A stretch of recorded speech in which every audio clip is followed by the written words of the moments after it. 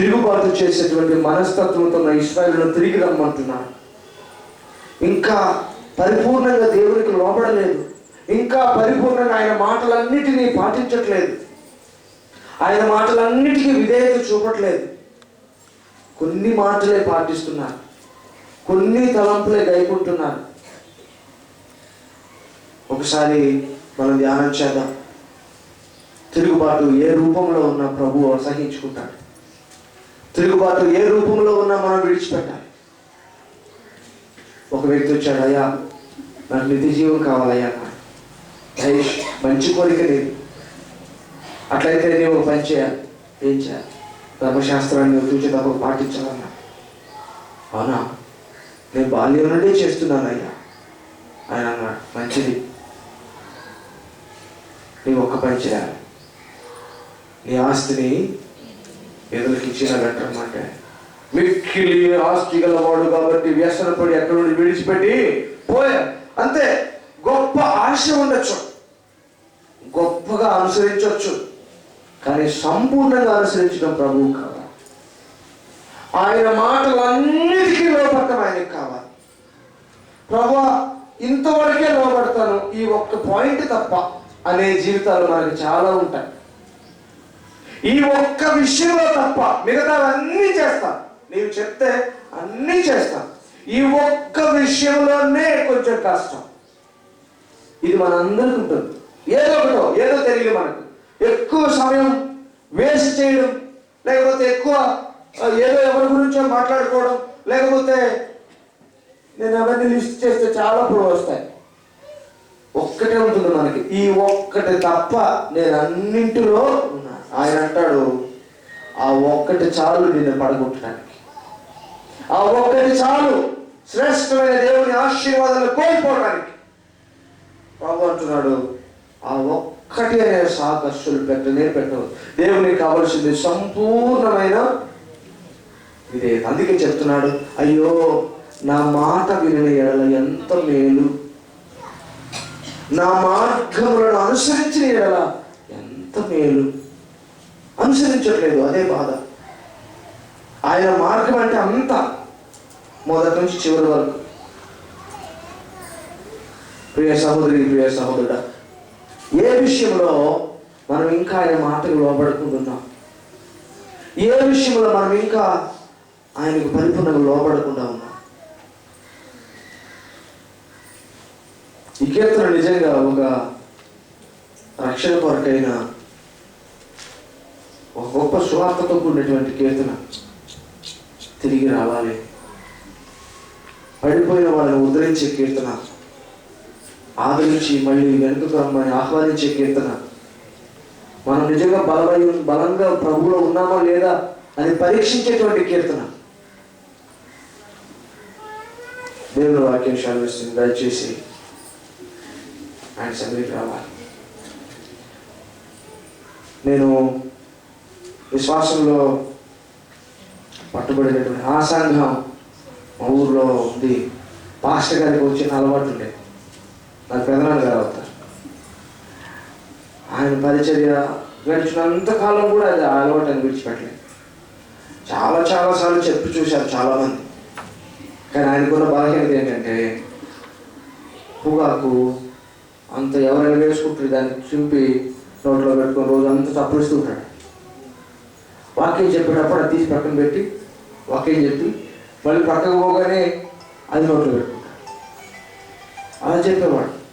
ఎంతమంది చెప్పినా, ఎన్నిసార్లు చెప్పినా, నేను ప్రభువును హృదయపూర్వకంగా ఆరాధిస్తున్నాను, ఈ ఒక్క బలహీనత తప్పనేవాడు. ఉంటాయండి అలాంటి. మనలో మనం పరీక్షించుకుంటే ఒక్కొక్కరిలో ఒక్కొక్క రకమైన బలహీనత. నా కోపం నా బలహీనత, ఈ ఒక్క విషయం తప్ప అంట.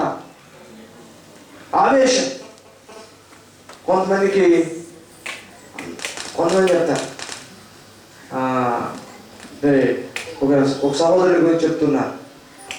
ఆ సహోదరుడు ఈ మధ్యకాలంలో సమ్ పెస్టిసైడ్స్ తాగి చనిపోయారు. సహోదరుడు దేవరావు గారి వాళ్ళ బంధువు.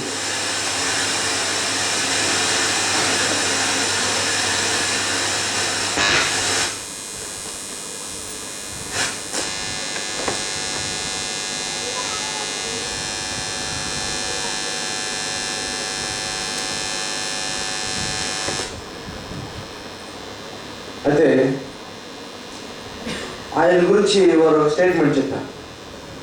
తాగకపోతే చాలా మంచివాడంట, తాగితే మాత్రం అంతగా చెడ్డగా మారిపోతాడు. అదొక బలహీనత. మిగతా అన్ని విషయాల్లో చక్కగా ఉంటాడు, తాగితే మాత్రం చాలా కఠినంగా విపరీతంగా రాక్షసంగా మారిపోతాడు. వాళ్ళకి చెప్తాను, నేను అన్ని విషయాల్లో ఉన్నాను, కాకపోతే ఈ ఒక్క బలహీనత అంట. అందుకని దేవుడు కోరుకుంటున్నాడు, ఇశ్రాయేలు నీవు చాలా విషయాల్లో బలంగానే ఉన్నావు, కానీ నాకు ఒక్కటున్నా నీవు అనుకుంటావేమో, దేని విషయంలో నీవైతే నేను విడిచిపెట్టలేను, నా వల్ల కాదంటున్నావో దాని విషయంలో నేను పర్టికులర్గా మాట్లాడుతున్నా. అన్ని విషయాలలో నీవు లోబడాలని కోరుకుంటున్నా, అన్ని విషయాలలో నీవు విధేయుడు కావాలని కోరుకుంటున్నా, అన్ని విషయాలలో ఆయనకు మాట వినాలని ప్రభువు కోరుకుంటున్నాను. దయచేసి ఆ ఆలోచన మనం స్వీకరిద్దాం. అందుకే దినదినము ఆయనకు దగ్గరగా చేరాలి మనం, దినదినము ఆయన సన్నిధిలో గడపాలి మనం, దినదినము ఆయనకు దగ్గరగా రావాలి మనం. ఇప్పుడు రెండవ ఆలోచన చాలా క్లుప్తంగా ముగిస్తాను. మన సమయాన్ని దృష్టిలో పెట్టుకొని ప్రోగ్రామ్ చేసుకుంటున్నాం. 3 గంటలకు భోజనాలు అవుతాయి. అందుచేత నాకు ఒక క్లియర్ ఇన్స్ట్రక్షన్ కూడా ఉంది. అందుచేత మనం ధ్యానానికి ఎక్కువ సమయం కేటాయిస్తున్నాం. ఈ చివరి తలంపు, రెండవ తలంపు ధ్యానం చేసి మన ప్రాంతాలకు భోజన కార్యక్రమానికి వెళ్ళిపోదాం.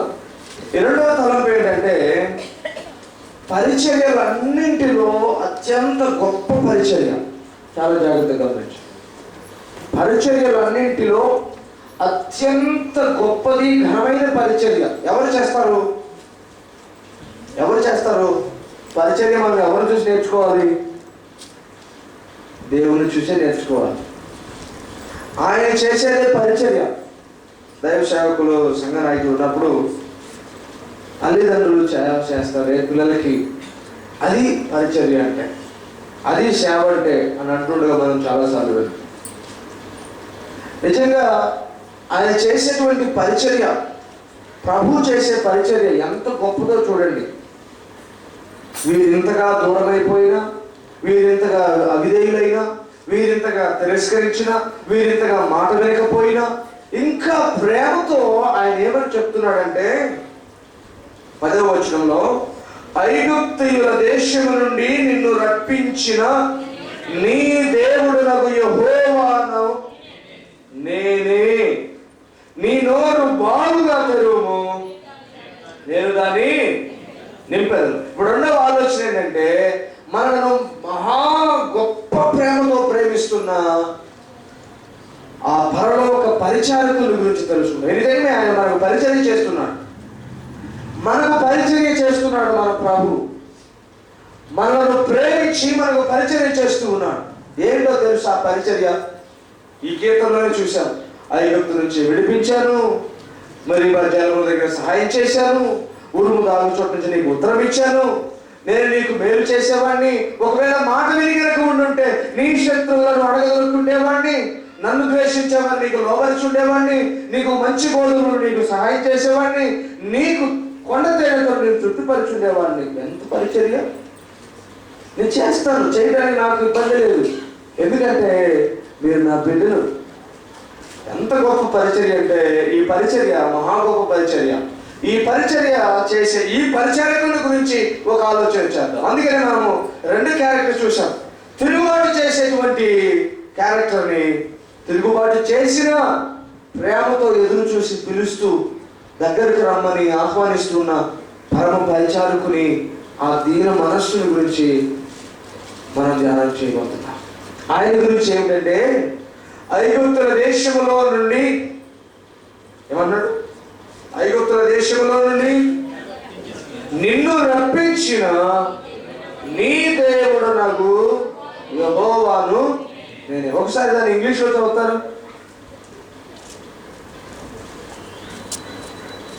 ఎవరైనా దాన్ని ఇంగ్లీష్లో చదువుతారు? కొంచెం బిగ్గరగా. Yeah, I am the Lord your God who brought you out of the land of Egypt. అక్కడ క్లియర్గా మొదట్లో 3 రకాలైనటువంటి గుర్తింపు తనకు ఆపాదించుకుంటున్నాడు ప్రభు. నేను నీ ప్రభువును, తెలుగులో చూస్తే యెహోవా అని ఉంది. మొదటిది, నేను నీకు ప్రభువును. ప్రభు అంటే చాలా జాగ్రత్తగా గమనించు. ప్రభు అంటే మన మీద సంపూర్ణ అధికారం కలిగిన వాడు, సర్వ సృష్టి మీద కూడా సర్వాధికారం కలిగిన వాడు. ముందుగా మన మీద అధికారాన్ని గురించి మాట్లాడుతాం.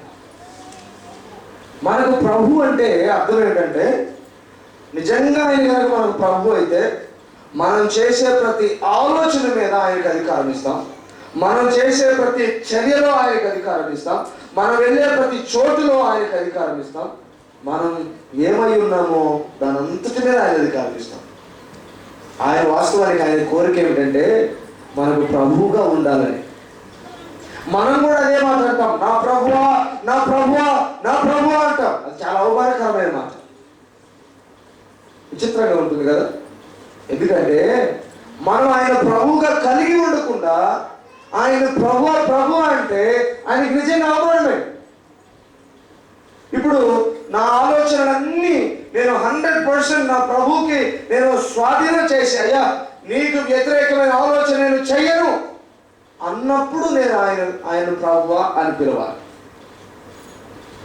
నా చర్యలన్నీ, నా ప్రతి క్రియని నేను ఆయన ముందుకు వస్తే, అయ్యా నా సర్వం మీద నీవు అధికారిని అనగలిగినప్పుడు నేను ఆయన ప్రభు అన్నాను. నిజంగా యథార్థంగా ప్రభు సన్నిధిలో ఈ ప్రశ్నకు మనం సమాధానం చెప్పాలి. నిజంగా ఆయన మనకు ప్రభువా?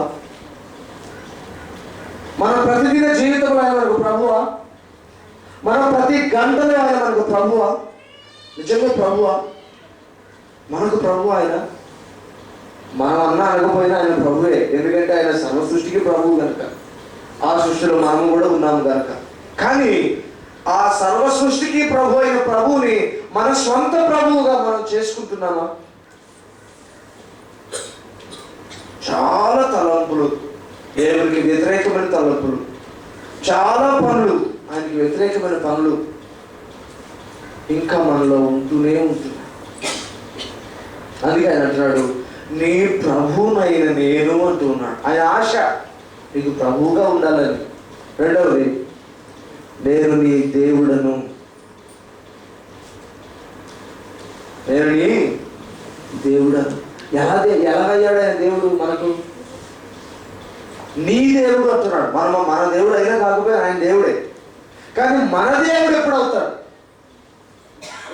మన దేవుడు ఎప్పుడు అవుతాడంటే ఆయనలో మనం సంపూర్ణమైన విశ్వాసాన్ని ఉంచినప్పుడు. మన ప్రభు ఎప్పుడు అవుతాడు? సంపూర్ణంగా మనం లోబడినప్పుడు. మన దేవుడు ఎప్పుడు అవుతున్నాడు? సంపూర్ణంగా మన విశ్వాసం ఆయనలో పెట్టినప్పుడు. నిజంగా సంపూర్ణంగా ఆయనలో మన విశ్వాసం పెట్టడం అంటే ఇది కూడా ఒక సవాలే. ఎలాగా?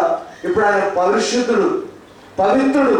నిజంగా మనం నమ్మితే ఆయన సంపూర్ణమైన పరిశుద్ధతకి మన విశ్వాసాన్ని కనుక అప్లై చేస్తే మనం కూడా పరిశుద్ధంగానే ఉండాలి. మనము కూడా ఆ పరిశుద్ధతని అనుసరించాలి, పాటించాలి. మరి ఆయన మనకు దేవుడా? ఆయన చెప్పినట్లుగా ఆయన పరిశుద్ధతని మనం పూర్ణ స్థితిలో పాటిస్తున్నామా? మనం చెప్తాం, నేను నా దేవుల్లో విశ్వాసం ఉంచున్నాను. నిజమా ఆ మాట? ఆయన నా దేవుడు అని చెప్పుకునేంతగా ఆయన మన దేవునిగా చేసుకుని ఉన్నామా?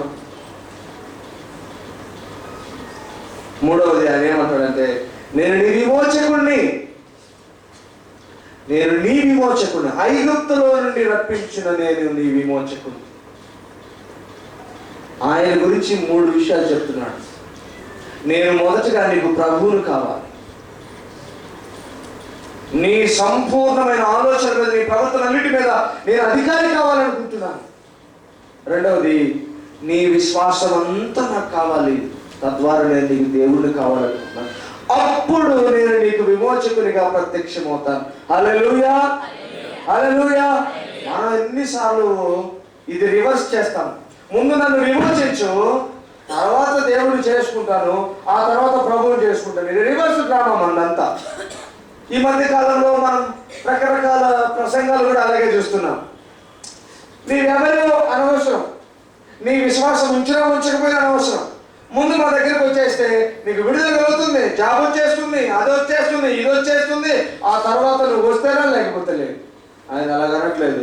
ముందు నేను నీకు ప్రభువుని కావాలి, నీ సంపూర్ణ అధికారం అంతటిని నీవు సంపూర్ణంగా తీసుకుని నా పాదాల మీద పడేయాలి. నీ విశ్వాసమును సంపూర్ణంగా నా ఎదుటి కనబరచాలి.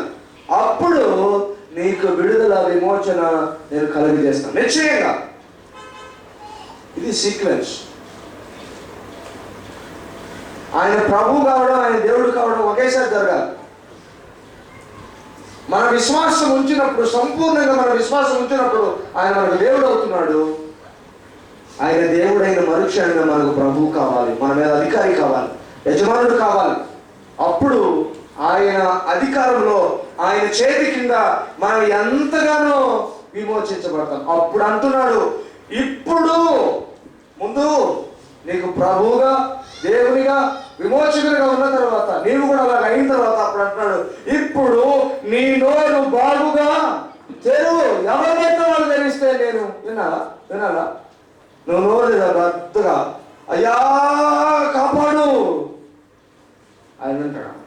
అందుకే ఆయన అన్నాడు, ఆయన చెవులే మందం కాలేదు, ఆయన చేతులు కూర్చ కాలేదు, ఆయన చేర లేకుండా ఏ అడ్డు రాలేదు. అడ్డల్లా ఒకటే, నువ్వే అడ్డు, నువ్వు చేసుకున్నవే అడ్డు అంటున్నాడు. నేను చేసుకున్నది అడ్డు. ప్రభువేమో ఆ మాట అంటున్నా, నేను నీకు ప్రభువుని అయ్యానా? నేను నిజంగా నీ దేవుడునా? నీ విమోచకుడునా? విమోచించబడ్డావా నిజంగా? నూతన జీవితాన్ని నువ్వే రోజు జీవించడం ఆపేస్తావో నీ విమోచన మీద డౌట్ కలుగుతుంది. నేను ఒక సహోదరుడి మధ్యకాలంలో బాప్తిస్మం తీసుకొని 5 సంవత్సరాలు అవుతుంది. మొదట 5 వారాలు చర్చకు వచ్చాడు, ఆ తర్వాత ఇప్పటికి రాలేదు. తాగుతూ ఎలా పడితే అలాగా తిరుగుతూ కనిపిస్తున్నాడు. నేను అడిగాను, నాకు మామ వరుస అవుతాడు.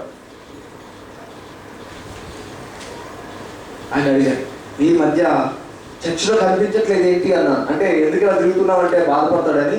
చర్చికి రావట్లేదు ఏంటి అన్నాను. ఏంటో అలాగ అయిపోయింది. ఏమైపోయింది? బలహీనతల్లో ఉన్నాను. ఏం బలహీనత? కొంచెం అది ఒక్కటి అలవాటు అయింది. ఏమొక్కటి, సాయంత్రానికి కొంచెం అది పడకపోతే బాగోదు. ఏం పడాలి? ఇంకేం చెప్పమంటావు నన్ను? అది పడిపోయింది నాలో, నేను పడిపోయాను. 5 సంవత్సరాలు ఇప్పటికీ లేయలేకపోయాను. నేను ఎందుకు ఈ మాట చెప్తున్నానంటే, ఆయన్ని ప్రభువుగా నీవు కలిగి లేవు, అందుకే పడిపోయావు. లాజిక్ ఏంటో తెలుసా? ఎవరికి ప్రభువుగా ఉండడో వారందరూ పడిపోయారు, ఆల్రెడీ పడిపోయారు.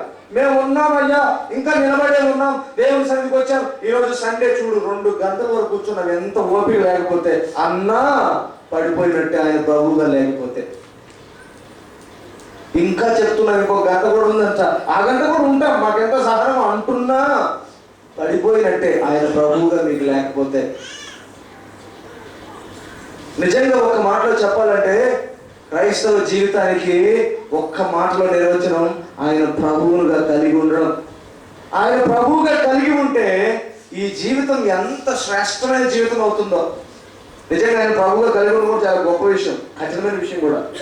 ఎన్నిటినో కాదనుకోవాలి, ఎన్నిటినో వదులుకోవాలి, ఎన్నిటినో త్యజించాలి ఆయన ప్రభువుగా ఉంటే.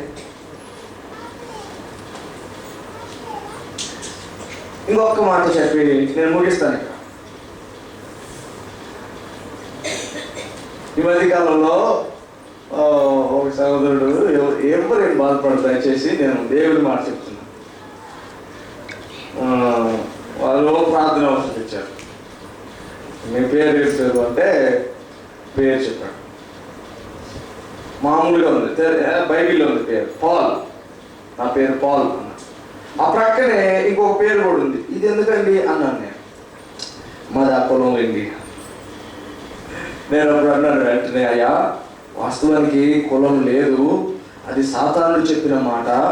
ఆ సాతానుడు చెప్పిన మాటను పట్టుకునే ఊరువులు అంటాం బాగోలేదు. దేవుడు చెప్పాడు మనందరికీ అమ్మ అబ్బా ఒక్కరే అని చెప్పాను మామూలు భాషలో.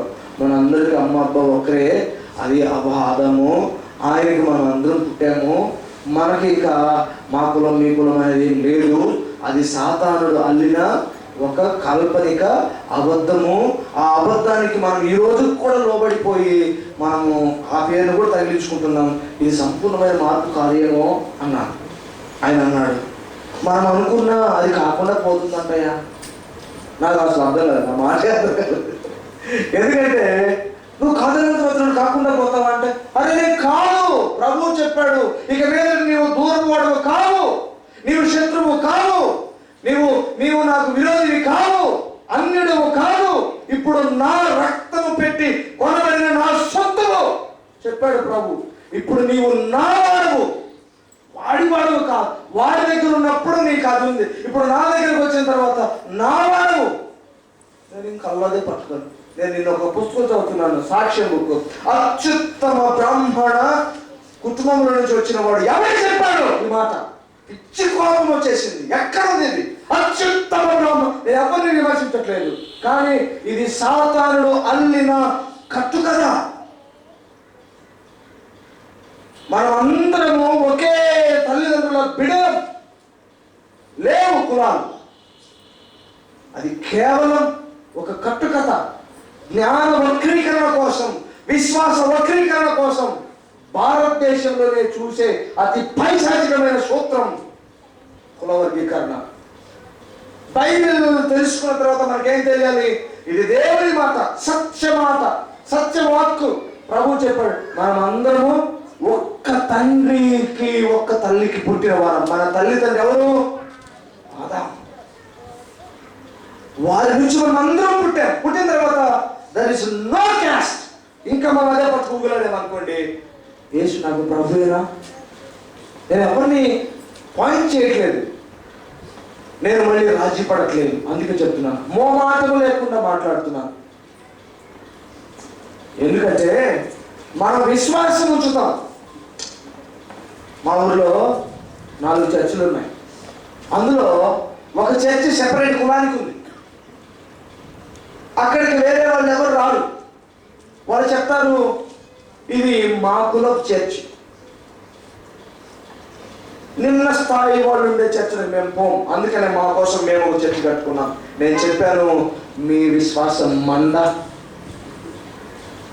మీకు అసలు విశ్వాసమేనా? మీరు నిజంగా ప్రభు బిడ్డలేనా? అసలు మీకు క్రీస్తు ఎవరో తెలుసా? వాక్యం ఎప్పుడైనా చదివారా? దౌర్భాగ్యమైన స్థితిలో ఉన్నా.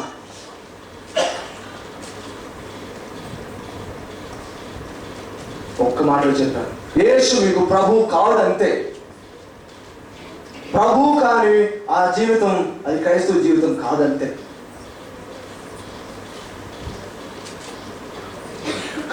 కాదండి ఎలాగా? ఇప్పుడు ఎక్కడైనా స్టడీకి పోతాం, సర్టిఫికేట్ పెట్టాలి, ఎవరంటే అదే రాయాలి కదా. ఎవరైనా పోతాం, మీరు ఎవరంటే మరేం చెప్పాలి కదా అంటున్నారు. ఏం బిగించి చెప్పండి, నేను క్రైస్తవుడిని, క్రైస్తవురాలని, నేను క్రీస్తు బిడ్డని, కులం మతం నాకు వర్తించదు చెప్పండి. కనీసం నోటి మాట ఏం చెప్పండి, అప్పుడు చెప్పండి. అది కూడా చెప్పండి, భారతదేశంలో నన్ను ఇలా పిలిచారు కానీ పరలోక పరంగా నేను ఎలాగా అని అక్కడ కూడా చెప్పండి. నేనేదో వీళ్ళ కోసం పెట్టున్నాను కానీ నా కోసం అది నేను క్రైస్తవుని చెప్పండి. ఇదంతా ఎందుకని చెప్పి ఒక మాటలో చెప్పాలంటే, యేసు నాకు ప్రభు అని చెప్పండి, ఆయన నా సంపూర్ణ జీవితం మీద అధికారి అని చెప్పండి, ఆయన నా మాస్టర్, ఆయన కనుసన్నలోనే ఉంటాను నేను, అది తప్పకుండా నేను పాటిస్తాను అని చెప్పండి. ఆయన దేవుడైతే ఆయన ప్రభువు కూడా కావాలి. అప్పుడు ఆయన విమోచకుడు అవుతాడు. అప్పుడు ఆయన అంటున్నాడు, నీ నోరు బాగుగా తెరు. ఎవరు నోరు? ఎవరైతే ఆయన ప్రభువుగా దేవునిగా విమోచకునిగా కలిగి ఉన్నారో వారితో అంటున్నాడు, నేను తెరువు, ఇప్పుడు నేను నింపెదను. అది ఆయన పరిచయం. గ్రేటెస్ట్ మినిస్ట్రీ, గ్రేటర్ మినిస్ట్రీ ప్రభువుగా ఉండే పరిచర్య. అదే విచిత్రమైన పరిచర్య. తిరుగుబాటు చేసే వారిని, వెలివేసిన వారిని, దూరంగా వెళ్ళిపోయిన వారిని దగ్గరికి పిలిచేటువంటి పరిచర్య, ప్రేమతో నేర్పించే పరిచర్య, దగ్గరకు తీసుకొని వారి కొరతలు తీర్చే పరిచర్య, నోరు తెరవమని ఆహ్వానించే పరిచర్య, నోరు తెరిచిన తర్వాత వారికి కావలసిన వాటిని సమృద్ధిగా ఇచ్చే పరిచర్య. ఇది ప్రభువు పరిచర్య. ఇద్దరిని చూశాం. దేవుని తిరస్కరించి తిరుగుబాటు చేసి దూరం అయిపోయేటువంటి ఒక జనాంగాన్ని చూశాం. తిరుగుబాటు చేసిన, దూరంగా వెళ్ళిపోతున్నా వెంటపడి పిలిచి ప్రేమగా హక్కును చేర్చుకునే ప్రభువుని చూస్తున్నాం. ఒక గొప్ప పరిచారకుడిని చూస్తూ ఉన్నాం. ఇప్పుడు మనము వీరిద్దరిలో రెండో వర్గంలో ఉన్నాం. రెండో వర్గం అంటే పరలోక పరిచారకుడు మొదటి వర్గం అయితే మనం రెండో వర్గంలో ఉన్నాం. ఏదో విషయంలో తిరుగుబాటు ఉంది, ఇంకా ఏదో ఆలోచనలో తిరుగుబాటు ఉంది. ఇంకా ప్రభు అంటున్నాడు, మన ఇద్దరం ఒక్కటైపోదాం, తిరుగుబాటు మానేసేయి. అప్పుడు నేను ఏం చేస్తానంటే నీ శత్రువులను అణగదొక్కేస్తాను, నీ విరోధులను కొడతాను, నీకు మంచి గోధుమలను తృప్తిపరుస్తాను, కొండ తేనెతలను తృప్తిపరుస్తాను, నీకు నేను గొప్ప మేలు ఇస్తాను, శ్రేష్టమైన మేలు ఇస్తాను. దానికంటే ముందు నా మాట విను, నా మార్గాలు అనుసరిస్తే నీకు ఎంత మేలు జరుగుతుందో తెలుసా? ప్రభు మాట్లాడుతున్నాడు. సంపూర్ణమైన ఆ ప్రేమ మనకు కనబరుస్తూ అంటున్నాడు, సంపూర్ణమైన విధేయత నీ నుంచి నాకు కావాలి. కాబట్టి ఈ రెండు ఆలోచనలు మనం మనసులో పెట్టుకున్నాం. ఆయన శరీరము రక్తము తిరుగుతూ త్రాగుతున్న సమయంలో మనం ఆలోచన చేద్దాం, ప్రభువా ఏ విషయాల్లో నేను ఇంకా తిరుగుబాటు చేస్తున్నానయ్యా, ఏ విషయాల్లో నేను ఇంకా హృదయాన్ని కఠినపరచుకొని ఉన్నానయ్యా, ఏ విషయాల్లో నేను ఇంకా నా సొంత ఆలోచనలు పాటిస్తున్నానయ్యా, ఏ విషయాల్లో నీకు దూరంగా ఉంటున్నానయ్యా, వాటన్నిటిలో నన్ను ఒప్పింపచేసి నన్ను నాయన పట్టుకొని నాలో ఉన్న తిరుగుబాటుని నుంచి దూరం చేసి నన్ను నలకొట్టి నీ బిడ్డగా మార్చుకోయ్యా. నేను ప్రభువుగా కలిగి లేనయ్యా, నా మీద ప్రభువుగా ఉండయ్యా. నా ఆలోచన, నా తల, నా క్రియలన్నిటినీ నీకు నేను లోపరుస్తూ ఉండేటట్లు నాకు సహాయం చేయమని ప్రభువుని కోరదాం. ఆయన మన ప్రభువుగా, మన దేవునిగా, మన విమోచకునిగా ఉండగా మనం నోరు తెరిస్తే ఆయన దాన్ని నింపుతాడు. ఆ విధమైనటువంటి తలంపులు మనం చేస్తూ ప్రభురాత్రి శరీరంలో మనం తీసుకున్నాం. యోగ్యమైనటువంటి రీతిలో ఆ కార్యం